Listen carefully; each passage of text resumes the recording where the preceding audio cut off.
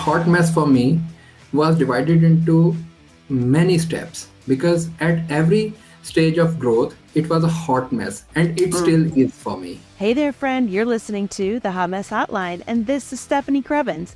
You are totally in the right place if you are an ambitious leader who wants to pull off a big transformational project. In order to do that, you and your team need to upskill and reskill in the process and tackle old problems with new ways of thinking. In the past, we would have called this change management and leadership development, but quite frankly, I don't think that's enough anymore. We need something more nuanced for the rest of the 21st century, and that's what we have for you here on the Hot Mess Hotline. These are executive level conversations that are nuanced, insightful, and hard-earned lessons that you can put into practice as soon as this episode is over. Small tweaks have a huge impact, my friend. Take what's new and useful to you and leave the rest. Today's guest is Asad. He is the CEO of Cubic Solutions. I love Asad's story because he's going to talk to us about how he went from a one-person freelancer doing coding and really turned that coding and that software developer skill into problem solving for a fast-growing business that now has nearly 300 employees. Let's dig in. All right, Asad, tell us about your hot mess. Well, the hot mess for me is a bit mixture of experiences and challenges. Because when I started this company back in 2011, I was having no prior background of running a business. Even my family, my father was a government employee, and I haven't seen anybody from my family doing business. So this was something which was completely new for me, which was challenging for me as well. So jumping into the business was a bold step, and at first it seemed like an easy step to me because I had this one client while I was doing my job and I was studying as well, and I had this one client who offered me a project as a freelance developer, and I thought, oh, this project is gonna give me huge amount of money for the time, so I can start my own company as well. So I took this bold step. I left the job which I was doing and I started Cubic Solutions. At first it was easy peasy for me because I had this project, it was going and going, and I was the only developer in my team and I was developing all the stuff. Things got messy when he left. I had no other client with me, and Yes. it was the point when I had this option, whether I had to jump back to the job or I had to continue the step which I have to over. At that time, I discussed it with my father. He said, "Son, I cannot fund your business, so it's completely your decision. If you are going to do your business, you can do your business. But if you are going to do the job, I am in favor of you doing the job because that way you'll be having your fixed amount of money every month coming and running, and you won't be having any tough time." Yes, Uh, it's safer. It's more yeah, stable. Like it people is want different. that for us. Yeah. Yeah, I remember I was up for whole night thinking about what I have to do, and then at morning I was very much clear that I am going to run Cubic Solution, and I am going to keep it. I am not going to join any other company as my career opportunity because this is what I have taken as a bold step, and I am going to fulfill this vision of making a stable firm. So that's how it all started. Well, the hot mess for me was divided into many steps because at every stage of growth, it was a hot mess and it still is for me. Okay. Yes. It keeps Let's on say going and going. let's say that again. Every step is a hot mess when Yeah, you're every step is growing. a hot mess. Yes. Uh, for me, it is very hot. It is very, very hot, and I Yes. kept feeling it again and again. Every time I'm going to scale it, I am going to take a new decision. It's a complete hot mess for me. The first problem I faced was business development. I had no client. I didn't know how to bring a client for the company. I had no marketing background, no sales knowledge. I was completely numb into this one, and that was something which I had to overcome. So I started reading books because Somebody told me, oh, you have to read that book, or maybe they recommended few books to me and told me Mhm. to read those books if you are going to run your firm. And then I started reading those firms for those I started reading those books to run my firm. But got only few strategies because most of them are never practical for me even today. Mm, So I started this stuff for because back in those days, Facebook was not offering sponsored ads. There were no mm, growth on Facebook. It was only feeds, and you have one page of for your company, and you have to publish your updates there. So I decided to publish updates for my company, which will be marketing stuff. So I started designing different posters in Photoshop for marketing purpose, and I started publishing those pictures online. At first nobody was offering me business. Then I started cold calling after having access to few yellow pages directories, and mhm. I started calling myself and asked people that I am offering web development services and I am offering SEO services, which were my niche, by the way. So I started offering those to few people which are local. So that was the time there was this guy named Parvez Khan. He offered me a new project. It was a small website based in WordPress, and I designed his website. It was for religious tours and travels, and I designed that website for him in $800, which was huge amount for me back then. I was gonna say And probably the best $800 you've ever yeah, earned, I'm yeah, guessing. yeah. Yes, yes, Still those are very valuable for me. yes. So that was the guy who after I designed his website, he was very much happy with my behavior, and he told me that he's going to give me few more projects as well. So he started doing marketing for me. He published ads into newspapers for my business, as Wow. he asked me that I'm going to be your partner here. Then we had one more project, and this way we started working into web development projects. This was the first mess I overcame. Then the second mess was designing a developmental team, because you are not gonna run your team or company by yourself. You need people to run your business. So business is never a one-man show. Yeah. Can we go back to this? I want to go back to something you said in the first kind of sets of decisions that you made, because what I heard was I decided on my core strategies based on what I've learned.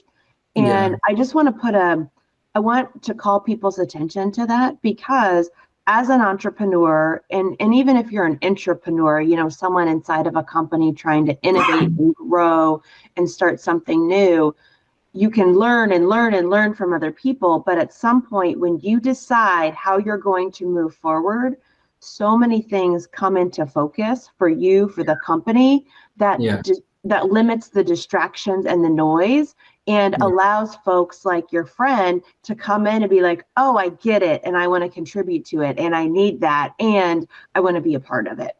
Yeah, but let me correct you here. The Okay. guy who came in was not my friend at first, because I that was the guy who was approached by me by using some random by dialing Oh, some random sure. from Yellow Pages. Yeah. So he was satisfied with my work. He was satisfied with my behavior with him, and soon he offered me a good partnership with him. He said, I am going to handle all the marketing and sales stuff, and I am going to bring you projects for your company, and I'll be the partner of 40% against each project, which was a good offer back then, because I was the only person in the company, and I Mm-hmm. was the only developer. If I was going to get a project of, let's say, $500 or maybe $1,000, so I was paying him $400, and $600 were with me, where I have to accommodate cost of goods sold as well back then. Of course. Of course. So this was a good deal for me, being a single person and being a freelancer. But that was a time when I realized that being a single entrepreneur, you cannot call yourself a business owner, but you can call yourself a freelancer, and that wasn't my mission. My mission was to run a company where people can earn money. People came and work there, and it must be a group of people working together. So when I decided to scale, The next challenge for me was financial management, because when we were having projects, those were completely fixed price projects, and we were having a fixed amount of money from our customers. But when we hire people to work on project as a developer, then liabilities involved into a project. We have to pay them salary, and we have to accommodate them with different perks and benefits. And that was a new challenge for me, because every price which we were offering to our clients was never enough for if we are going to accommodate employees into those projects. Yes. So that was the time we changed our strategy of signing up new projects, and we started focusing on Upwork and Elance and Fiverr and cold calling. And we also started offering a wide niche of services. Instead of web development and websites development, we also started offering custom web apps, ERPs, everything we could offer. At first, it was very hard for me to sign up new clients, because I had no portfolio back then. But that was the moment when I decided I will offer something in low cost for my to my first few clients, and then once my clients are giving me great word of mouth, then I'll raise my charges and prices.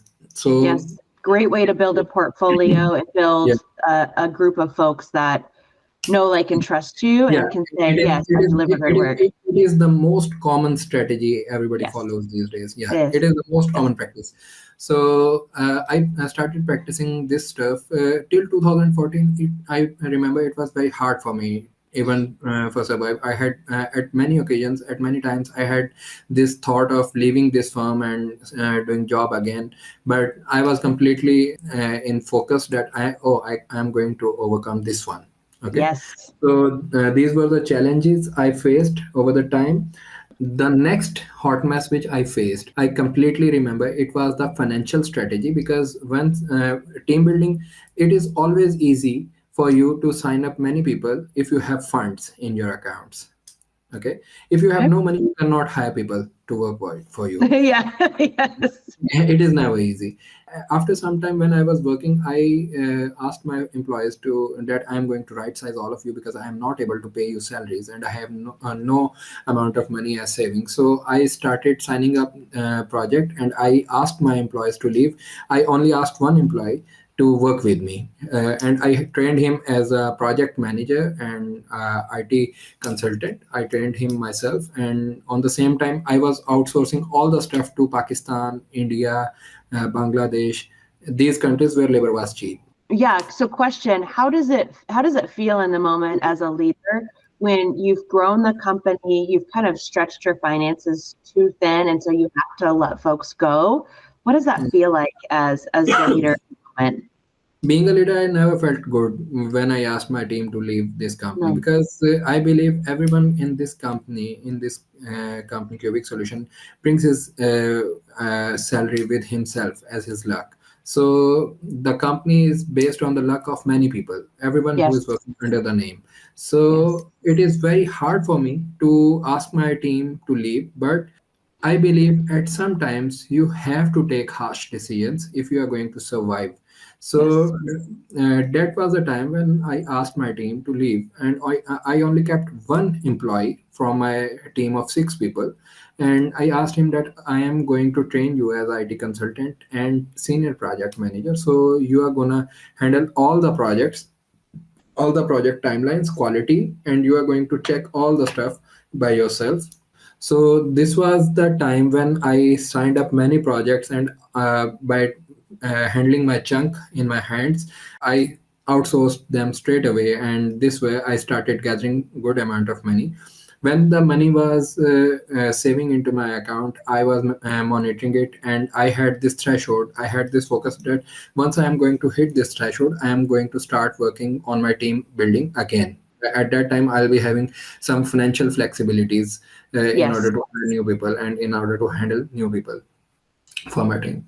So during this period, I also had this new opportunity that there was this client named Nicholas. Yeah. He gave me this project, and he came on Upwork, and he asked me, okay, brother, you have to design this website for my business. And I designed his website. He gave me access for the hosting services where he wanted me to host his website. So when I uploaded his website, he completely vanished. He didn't paid me anything. He Oh, never replied me for the longer time, and his yep. password was changed all of a sudden, so I wasn't able to access the website.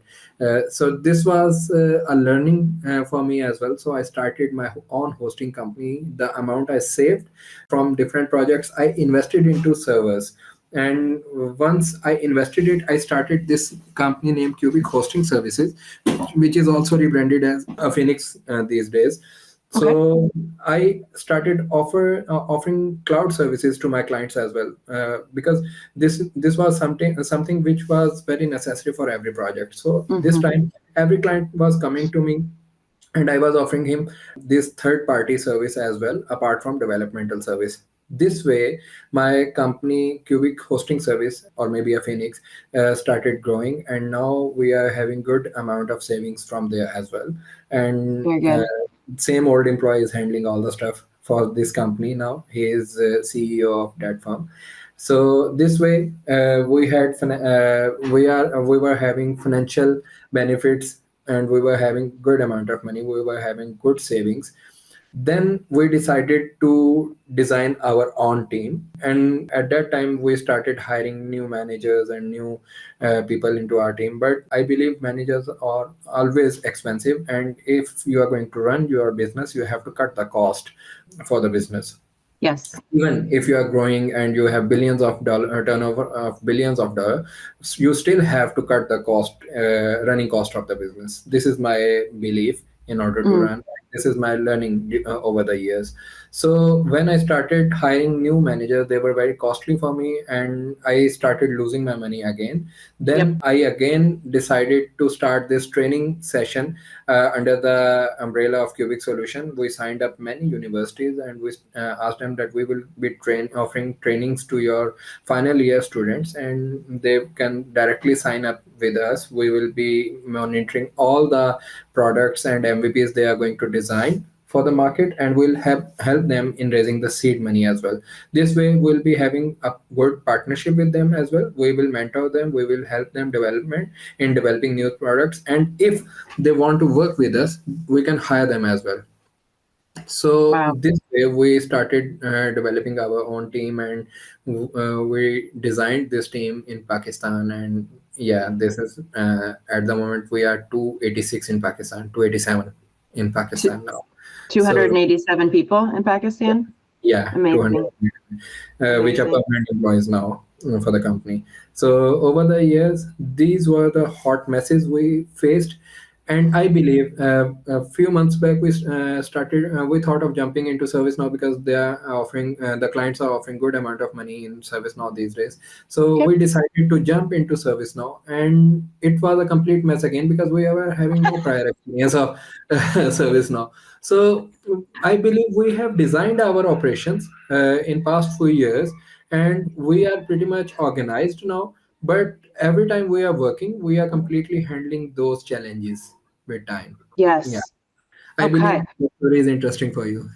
Oh my gosh. I mean, what you were describing is the journey of anyone who is set up to fulfill their own mission, and I love it. So I want to take a quick commercial break. We're going to come back, and I want to tie some of these themes together so that other folks can learn the easier way than how you had to learn through these hot messes. Sound good? Sure, sure. All right, well, we take a quick break from this amazing conversation today. I want to share with you a new tool that I have for you. I think that there's a myth in our workplaces. Well, let me say this. I know there's a myth in our workplaces that meetings have to suck, and I don't believe that whatsoever. By all accounts, our time in meetings have doubled, if not more, since the start of the pandemic. And this time with your colleagues should not be a waste of time. It should be the most valuable. So if you're looking for more resources to lead meetings that are productive, powerful, impactful, and have everyone participating, get over to my website at stefaniekrevins.com/lead kick-ass meetings and get some new tools so that when you leave a meeting with your colleagues, You're not left going, what the actual F was that? You're going, yes, we're going to take on the world together. Let's get this done, because it was an unbelievably powerful meeting. Those tools are out there for you, my friends, and they're on my website today, StephanieKrevins.com/lead kickass meetings. Now, let's get back into that conversation. All right. So, Asad, let's come back into the conversation. You have grown from one freelancer to multiple employees, shrinking back down to 2 people, and now with almost 300 people under multiple subsidiaries, kind of offering these end-to-end services. And one of the things that I heard in what you were describing from how you've grown your business is the word focus multiple times, like focus, focus, focus, and combining it with, you have this mission. You probably didn't set out on this mission to know, like, oh, here's how I'm going to offer all of these services and here's how it's going to come together. How have you leveraged focus to design your mission as kind of the business unfolded, the world unfolded, you learned more so you could do more? How have you leveraged focus there?